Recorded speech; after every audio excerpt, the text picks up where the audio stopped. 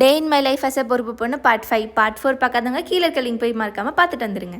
அதாவது நம்ம இன்னைக்கு காலேஜ் போகல, அதுக்கு பதிலாக லீவ் போட்டு இன்னைக்கு ஷூட்டுக்கு போக போகிறோம்.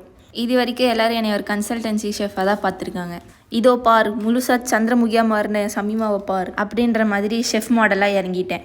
ஏன் கிடைச்ச வாய்ப்பை மிஸ் பண்ணணும்னா, சும்மாவே நம்மளோட பேச்சு நம்மளே கேட்க மாட்டோம், அப்புறம் கிடைச்சா சும்மாவா விட்டுருவோம்.